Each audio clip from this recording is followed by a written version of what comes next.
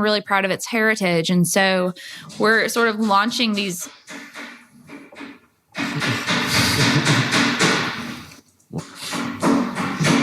It's hilarious. We met up with Jackie as she was working on her shed out back. And, she was hanging a bunch of pictures.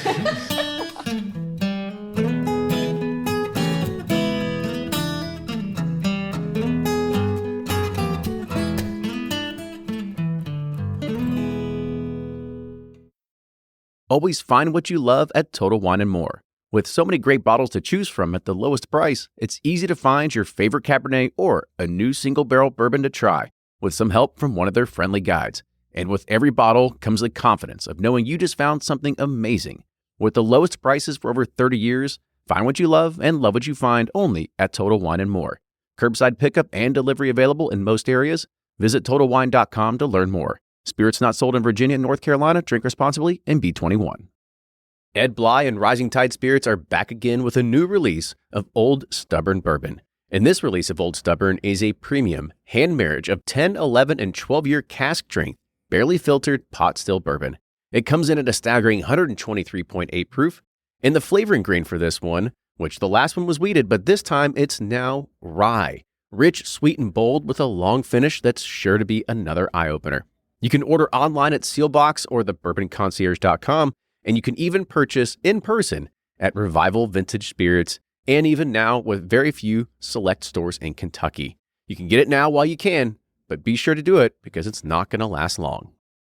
From their bar to yours, Chad and Sarah of the popular YouTube channel It's Bourbon Night bring you their favorite at-home old-fashioned mix with the new Elemental Elixir's Golden Hour Syrup. It's a custom-made syrup with notes of bold black tea, warm spices, and orange zest.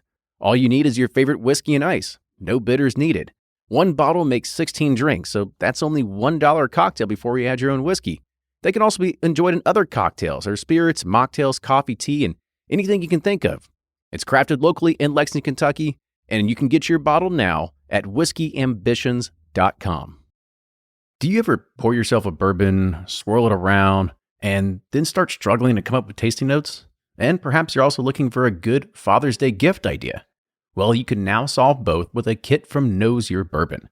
And unlike other nosing kits on the market, Knows Your Bourbon kits feature real ingredients for the most authentic aromas. You can smell real Tahitian vanilla bean instead of some synthetic aroma that's just made from chemicals. So head on over to knowsyourbourbon.com and enter code BP10 for 10% off your order. Play Whiskey Wednesday Round 11, the memory game. Until June 26, each week you can win one of our 12 incredible grand prizes. Select 2 doors at checkout, and if they match on drawing night, you'll win that bottle. Not a match? No worries. You still score a Weller 12-year. Every $5 ticket gives you 5 chances to win, including 4 weekly bonus prizes. Get your tickets now at give270.org. Charitable Gaming License ORG 0002703.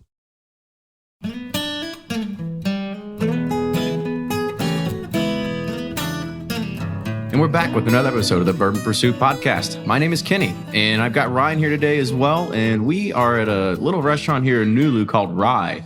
Tell us about it, Ryan.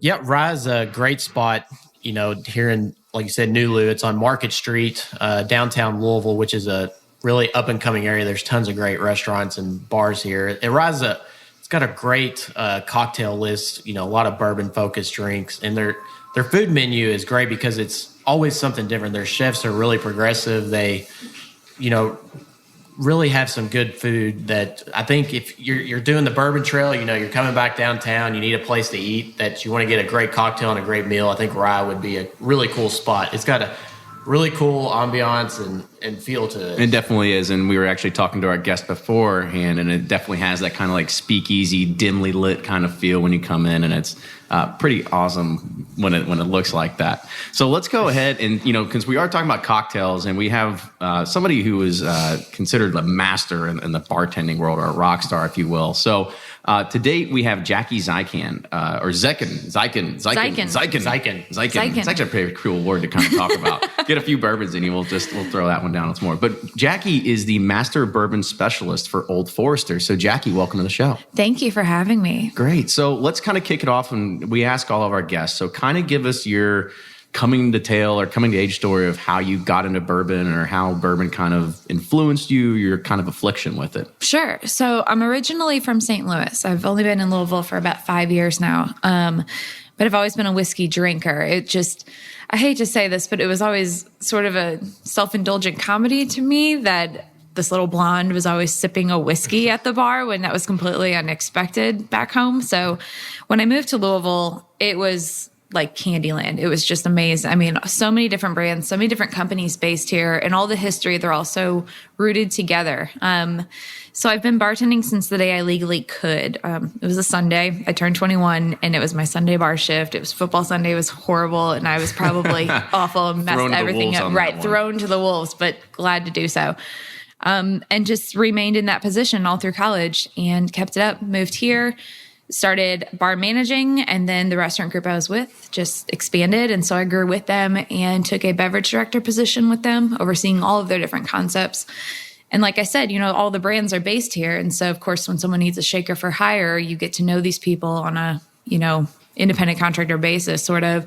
And Old Forester was just always the most authentic and my favorite of all of them. I don't think I would have said yes to jumping out from behind the bar for any other brand than this one, to be totally honest. So, why is that? What is it about this brand that?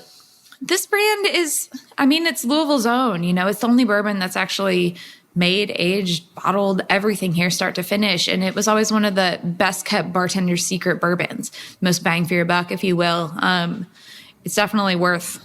Yeah, because I'm sure most people know Woodford Reserve, but absolutely. Most people don't know it's Old Forester. It's where it comes from. So. Well, okay. Oh, here we go. Here we go with the conversation. Start the myth debunking. So there are two actually very, very different bourbons from a production standpoint. So I think there's a lot of weird myths out there about how Woodford is just overpriced Old Forester, or, Old Forester's just cheap Woodford, et cetera, et cetera. There's actually a different wood used for the barrels and different aging, and there's different production. Old Forester is strictly column still. Woodford is actually a mingling of pot still and column still. So it's not every drop of juice meant to be Old Forester always ends up Old Forester. Every drop meant to be Woodford ends up Woodford, and there's no sort of we're running low, let's pull from the stock this year kind of situation. Right. They're very distinct brands. Yeah. Now you know. Put that one to rest. There right? You go. Wish we had some sound effects we could put in, busted, right? Now I feel like an idiot. No. It's common, but they're very, very different. They're very different strategically. Old Forester, it's very like city mouse, country mouse in a way. Old Forester has always been this urban brand, and Woodford is, the romance of the horses in the field and the old distillery and everything else. So Old Forester is an industrialist, urban, the working man's brand. Sure. If you want to go that route, sure. So let's talk about what it is you actually do as a master bourbon specialist. So because we all kind of have these get thrown in these roles where you get to make up hey, this is what I get to do today. So give us a kind of a day in the life of Jackie. Every day is different. Today I'm doing a podcast. So sometimes it's media interviews such as this. There's a lot of travel involved for sure. I act as a spokesperson for the brand on a global scale, so I'm all over the place. There's a lot of staff trainings, whiskey trainings, cocktail trainings, all of the video content, stuff that you see on our Facebook page, Instagram, all of that is my face, whether you want it to be or not. The recipe construction for the website, all of that whole strategy comes from my hands. This year, I was lucky enough to start working with Chris on the birthday bourbon process. So that'll be really cool to get more in depth into the production side of things as opposed to just the marketing side of things. Right. Because I have a science background, and so that's what's tickled me from the get-go. It's just sort of everything coming together.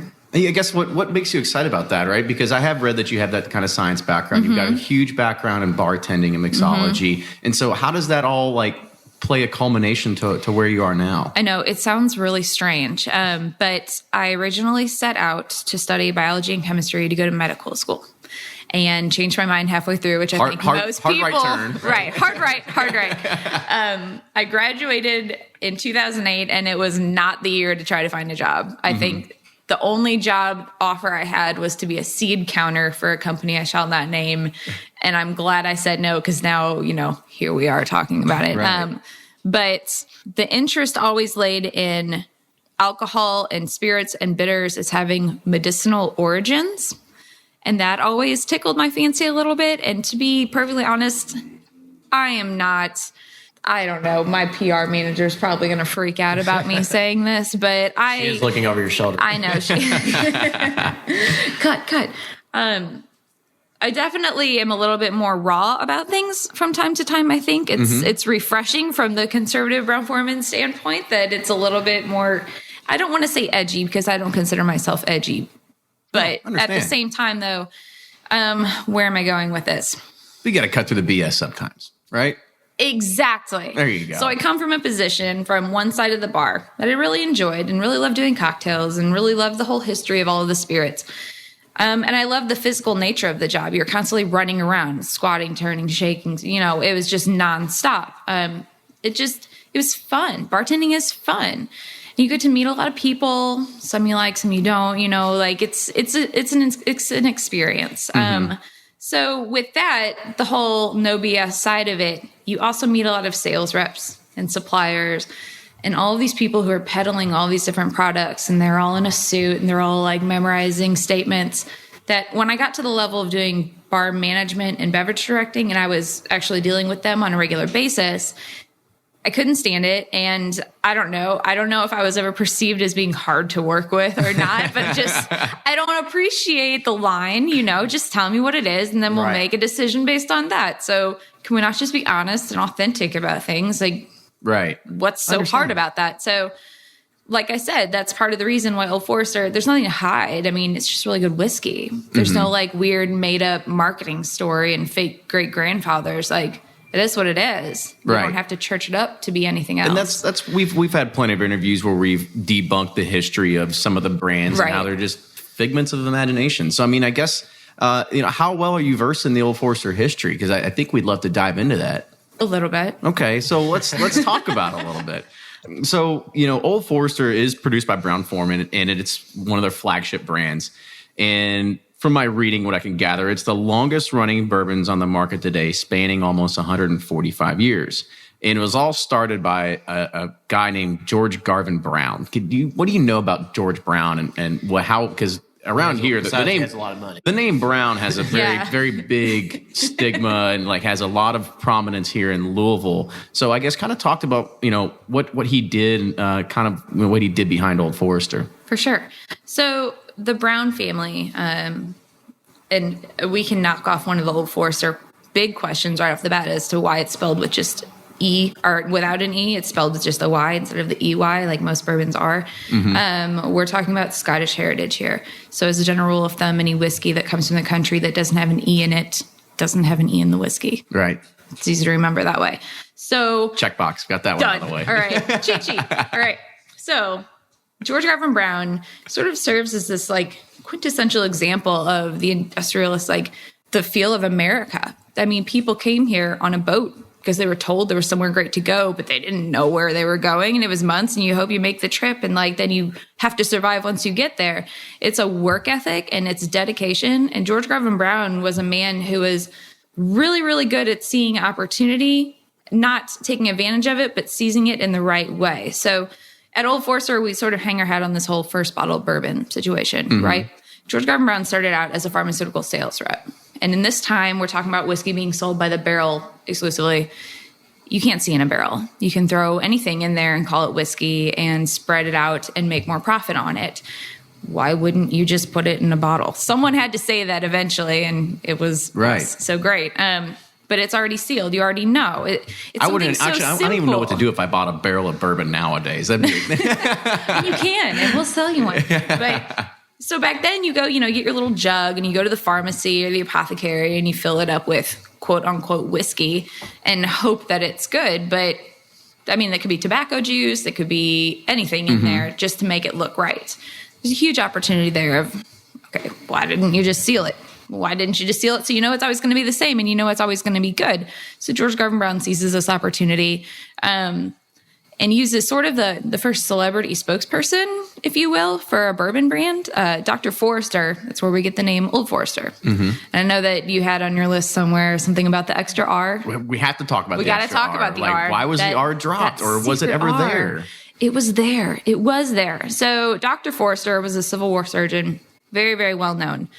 We're talking about an era of whiskey for medicinal purposes. So, of course, this prestigious physician, let's tag his name onto it. If he stands behind it, of course, it's got to be a great product, correct?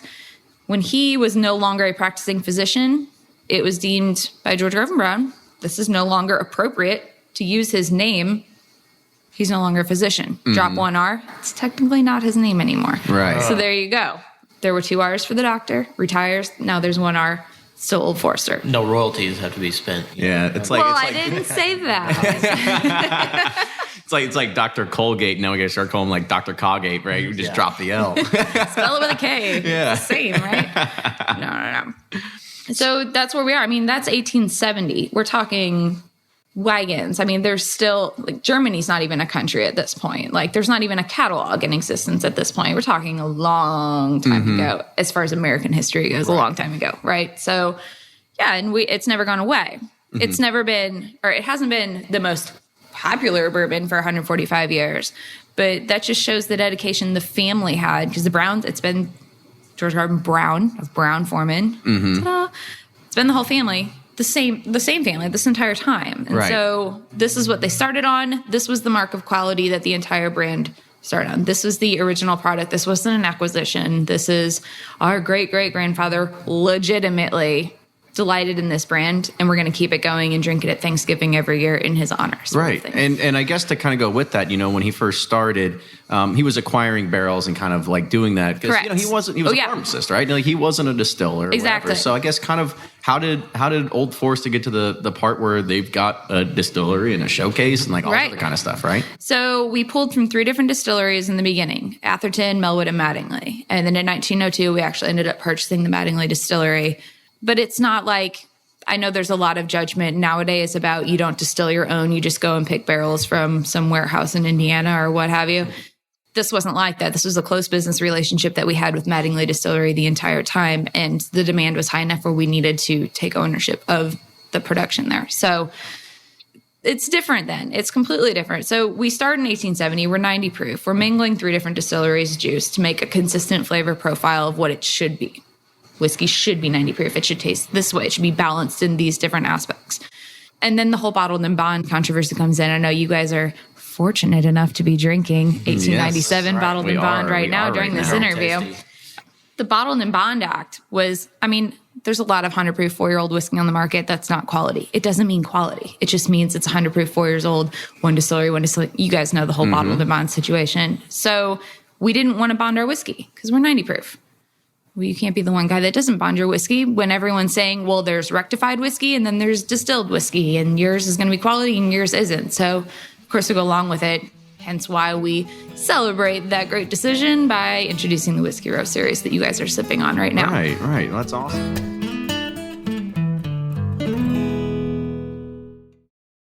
Shopify's already taken the cash register online, helping millions sell billions around the world. But did you know that Shopify can do the same thing at your retail store? Give your point of sale system a serious upgrade with Shopify. Shopify's point of sale is your command center for your retail store. From accepting payments to managing inventory, Shopify has everything you need to sell in person.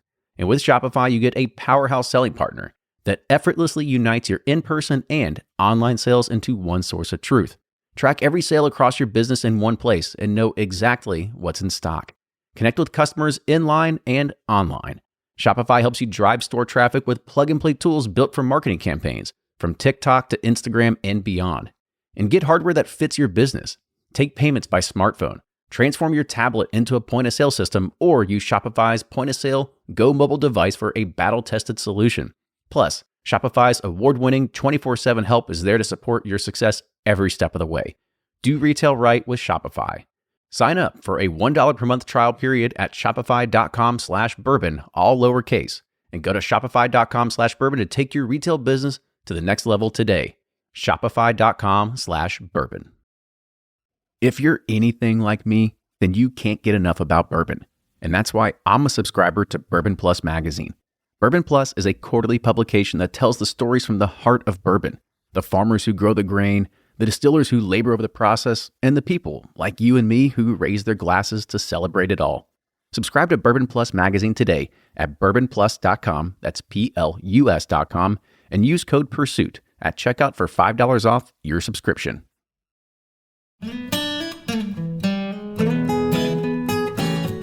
Let's, I guess, fast forward, rewind, whatever it is, about 1920 during Prohibition, right? Because Prohibition is a dark time for a lot of these. A lot of companies went out of business because barrels were getting seized, they were getting destroyed. Many companies just went under because at that time you couldn't sell your stock, you couldn't give it away at that point. So I guess a good question for you is, how did Old Forester survive that, and what kind of kept that going past Prohibition?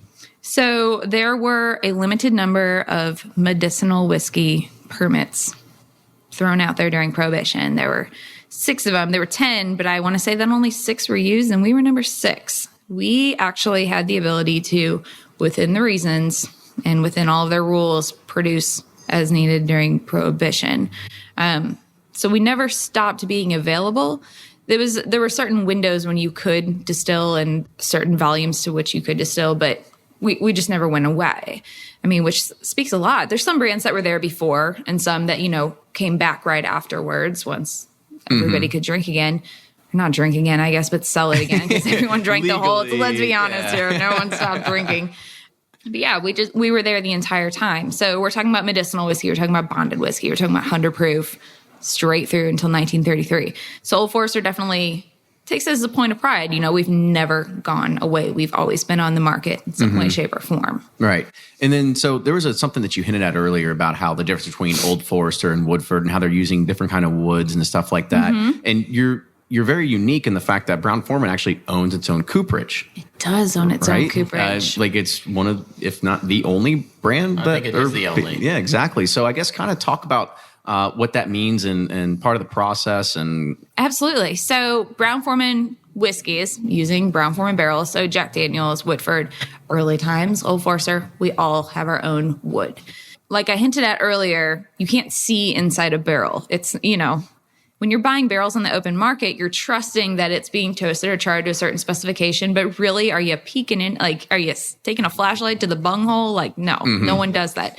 So it's a huge part of the flavor of bourbon. I mean, bourbon is oak. To be totally honest with you, it's a whiskey category that uses fresh new oak. It's charred. Every ounce of color in there is coming from the barrel. So much of the flavor is coming from the barrel that we really think it's, in the quality sense, so important to control that process from start to finish. So yes, Old Forester has its own specific barrels. Woodford has its own. Jack Daniels has its own. Early times whiskey uses used barrels. Early times bourbon uses new barrels, but that's an export item. So yeah, it's important. Yeah, and I guess with that, let's talk about the I guess you could say the 4 pillars of Old Forester, maybe 5, right? I guess because we don't have the birthday bourbon here. What we're looking at. But Rye has it. It's downstairs. Yeah, okay. We could always let's go sneak. No, I'm just kidding. But I guess kind of talk about the different variants of each of the brands and kind of talk a little bit about each of them and kind of what makes it more unique or special compared to the next.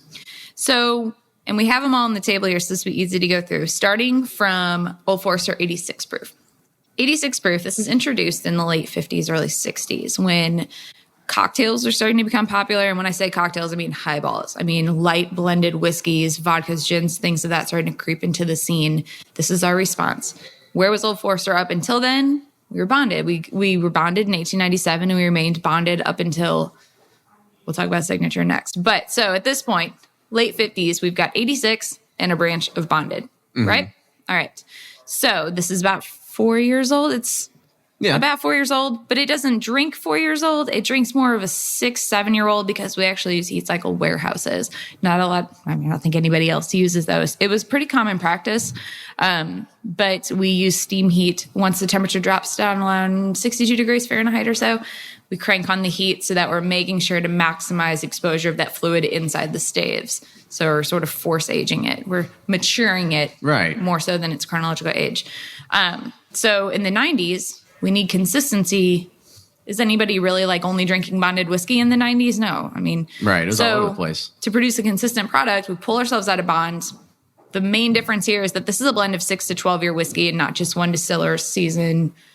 So the signature 100 proof is a blend of 6 to 12-year-old bourbon. Again, though, it's not drinking like 6 to 12-year-old bourbon. It's drinking much higher than that.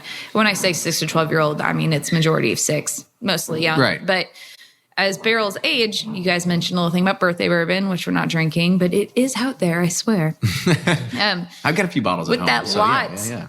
It's not to say if a barrel goes bad, there's no bad here. It's just if it's sort of creating a weird outlier in the lot, it's got to go somewhere. You don't just let it die in the warehouse. So where do you think it goes? It goes into signature. There it's a you little go. insider secret. Take note. There you go. So those are 2 what I like to call modern expressions. And then we have Whiskey Row. So there are more to come with Whiskey Row, but so far we have the 1870 and 1897. Earlier we talked about how we used to pull from 3 different distilleries. So in order to honor that practice, we have pulled from 3 different warehouses for each of these. Because at that time in Old Forester's history, that's what we were doing. And so we're sort of trying to commemorate where we were back then. These don't have any modern filtration on them. They're run through a sieve and taking the barrel chunks out and watering them back to whatever proof we need. And that's it. So I don't know what the perception is about the clouding once you add ice or water to bourbon. Some people think it's a sign of quality. Some people think it's a flaw. It is what it is. I mean, you're leaving a lot of oils in there by not chill filtering the bourbon. Right. So these guys are not chill filtered. The 1870 is 90 proof because that's where we started. 1897 is 100 proof because it's bottled in bond. Obviously, they're both about 4 years old. So what was the, I guess, market reaction of having to bring 2 new types of labels to the market for this new like Whiskey Row edition? I don't know what the market's reaction. I mean, it's been positive so far. But as far as Old Forester as a brand, we're very proud of our heritage. And the whole purpose of the Whiskey Row series is to celebrate milestones in our history here in Kentucky. So we started in 1870. So, of course, the first one released out of this series was 1870. Try to mimic it. I mean, these are more of our boutique line, if you will. I mean, it's not secretly and highly allocated like birthday bourbon. It's definitely more readily available than that, and it is a permanent line extension. But we're talking 21 barrels being pulled for a dump of this stuff, 7 barrels out of each of 3 warehouses. So it's a pretty small lot if you think about it. It's like, there's no typical thing as a small batch right, bourbon. it doesn't exist. But 21's pretty damn small. Right, compared to our other, I mean, the 86 and the Signature are 200 barrels at a time. So it definitely takes a lot more skill and strategy to fine-tune a flavor profile with a smaller amount of barrels than it does with a big amount of barrels. It's sort of like just keep adding things to a punch until it tastes good. The more things you put in there, the more just... Yeah, Red Bull, Why did you Everclear. just look at him so clear? Like, remember that time? No, it's all good. So we start with 1870 and then the bottled product, obviously, and the timeline comes along next. 1897, we have a few more releases, but ultimately they lead up to the opening of our new distillery. I say new, but we're going back into a building that we were in so many years ago. Yeah, exactly. So that's the whole point of saying Whiskey Row series. Whiskey Row in Louisville, I'm sure you guys are bourbon geeks, if you will. Yes, we interviewed. You are nerds. Yeah, well, we actually, we remember, I forget the episode, but we interviewed Marianne, who was the preservation for Preservation Louisville, on actually helped saving Whiskey Row. So yeah, we're pretty familiar with it. Yeah. So, I mean, we started on Whiskey Row further down the street in what's now an interior design building, but the location on Whiskey Row that we were in, we're going back to that same spot. The new distillery will open there. I say new distillery. We have a distillery, I swear. We just don't do public tours in that distillery because it was built in the 30s and was not meant for no one went on public bourbon tours in the 30s, so. It's very industrial. It's very industrial, vintage industrial, if you will. So, yes, it's a gorgeous space. I mean, it's really cool to get the behind the scenes tour there if you ever do get a chance to do that. But we definitely need to share our whole process because start to finish, we own the process. So at the new distillery, you'll see barrels being raised. There's fermentation, there's distillation, there's things are going into the barrel, things are coming out and getting bottled there. It's the whole experience top to bottom. No other brand has that. Right. I mean, no one else really has their own barrels, so no one can really ever own that space. But you get to see Old Forester and every single element that makes it what it is in the bottle. That's interesting. So I guess we'll talk about the one shining light that a lot of people are always the bottle chasing, right? So let's talk about the birthday bourbon just a little bit. Just a little bit. Just give some listeners kind of like an idea of why was it created and why is it so special? Okay, so Birthday Bourbon is released in September in Kentucky. I say that. It's not everywhere in September. It sort of ripples out into the markets after that. But it's to celebrate George Garvin Brown as our founder's birthday. It comes out to celebrate his birthday. It's gone in an hour or less than an hour. It sort of depends on the lot of whiskey. So it's about 12 years old. It's made from 1 day's production. It's very, very carefully looked after by our master distiller through its entirety of maturation. And every year is completely different. That's what's so amazing about it. It's about the same age every single year. It's a different proof because whiskey expresses itself differently at different proofs. And so he identifies which one, after he dumps the barrels, it's going to be tasting best at. I actually had the pleasure of helping him out with that this year. It's a really cool experience to be able to proof birthday bourbon. I mean, years back I was bartending and I'm proofing birthday bourbon, like pinch me, you know? So, but yeah, I mean, it's great. A lot of people say, well, I got more last year. There's less going on. You're creating a fake shortage. A lot of people get accused of fake shortages. No, it's just demand. And as we expand into more markets, it's diluted out, you know, and not everyone gets as much. And demand definitely plays a huge role in it. I used to always, coming from behind the bar, I used to always think the whole, sometimes we open barrels and they're empty was completely a myth, but not the case at all. The day we pulled samples to proof, actually one of the barrels was completely dead and it was the saddest sight ever. It was like a skeleton of what would have been amazing bourbon and it was just like dry and crinkly and hanging out in the corner. So it does happen. It does. It does happen. A private barrel selection that happened. A barrel. It only had about 12 bottles left in it, and it was the best one of the batch. And we were like, well, I bet. And they're like, sorry, I can't sell this one to you. Like, yeah. dang. I mean, this year's birthday. Am I allowed to speak on this? Absolutely. I can't tell you what the proof is, but I can tell you. What about the color of the tag? Because the color changes every year, right? I can't tell you the color. I can't tell you any of that. What I can tell you is it was from a very high floor, and some of the bottles sat by a window, so they were nice and honey blonde and sun-kissed and gorgeous. I can tell you that at least one of the 93 in that lot was empty, and I can tell you that what came out of the rest that I know of was delicious. So that's all we can say. Well, that's fantastic. So let's start wrapping up a little bit. So we'll talk a little bit about your cocktails, right? So give us some of the more like known, like really well known cocktails that you make with either Old Forester or any kind of whiskey in general that maybe people maybe want to know more about. Sure. So Old Forester, we like to hang our hat on the old fashioned for no other reason than it's a very spirit forward driven drink. I mean, it's simply in our minds, bitter sugar in Old Forester, but it lets the spirit shine through. The cocktails we have in our strategy go all the way from tiki drinks to classics. I mean, across the board. Number one, I want to show versatility of the product. Number two, I want to show historical application of the product. So that's how those classics come into play. But most importantly, we just want to show that there's a philosophy behind a great cocktail. And it's not about number of ingredients. It's not about exoticness of ingredients. It's about correct technique, fresh ingredients, and just doing it right. And I think that's consistent with the brand straight through. The entire history of Old Forester has always been based on decisions of this is just the right way to do it. So this is how we're going to do it. And we're kind of unapologetic about it. So our cocktail technique and strategy follows the exact same mantra. It's not mix all.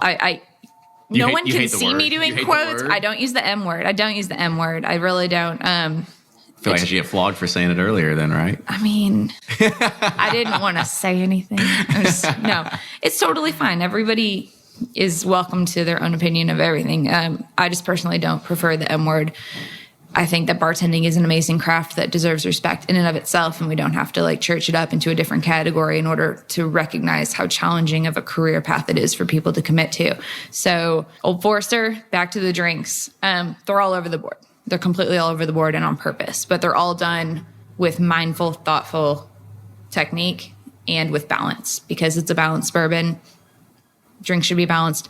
Life should be balanced. Everything should be everything in balance, everything in moderation, and everything in balance, including Old Forester and cocktails. So we talked about old fashioned. Give us one more, one of your favorites that you would do, and maybe like list some ingredients and how you would make it, just so our listeners might be able to try it at one point. Oh, absolutely. Sours are always a good mention. personally. I feel like there's a tricky point with sours where if you're just off a little bit, it's curdled and off-putting when you use egg white. There's also this weird thing that happens when you mix citrus with oak for some reason. There's always like a hint of what I call dirt. And I probably shouldn't say dirt. Earthiness, if you will. Yes. Like a little fresh brown dirt. Right. Yeah. Grandma's old clothes found in the basement. Right. But Old Forester, as a brand, has a natural dryness on the finish. And so anything you pair it with works wonders. I think ginger especially works really well with it. And I don't mean with ginger ale, unless that's your cup of tea, then that's fine. But substituting Old Forester in place of a base spirit for a French 75, for example. So you're using about an ounce and a half Old Forester, half an ounce to 3/4 of an ounce of lemon juice, and then using ginger syrup instead of using sugar, shaking, straining, and topping with sparkling wine. It's amazing. Oh, that's awesome. Yeah, I know. Tasty. Let's make them right now. Oh, I'm sorry. I should have had those for you guys. No, I'm just kidding. I know. So we're going to go ahead and wrap it up. So, Jackie, thank you once again for coming on the show today. It was great to finally get this all set up, learn more about Old Forester's history, because it's one of those things that you always see it on the shelf, right? And it's one of those things that it actually has. It has really authentic feel to it, because it still is something that's owned by fifth generation Browns today. Exactly. 70% of Brown-Forman shareholding is still by the family. So it's definitely something that, at least in Kentucky and in Louisville, the Brown name is something that's very prominent. Right. And wouldn't you trust the cities in bourbon country and their choice of bourbon? I'm just saying. Trust us. Trust us. we know what we're talking about. So Ryan, wrap us up. Yeah, thanks for setting me straight on the Woodford and Old Forester thing. My pleasure. Yeah, now Trust I can me. tell people and not feel so stupid about it. But no, I'm not from here. I'm from Bardstown, and Louisville. There's a lot of brands in Bardstown I'm proud of because I'm from there. But now that I live in Louisville, Old Forester's, a part of that brand that I can connect with, because it's all around the Browns. Have obviously had their hand in the development of this city. So it's really cool, to learn about it, and hopefully the listeners will get the same that I did. Fantastic. So if you like what you hear, make sure you subscribe to us on iTunes. You can follow us on Instagram and Facebook at Bourbon Pursuit, and we will see you all next time.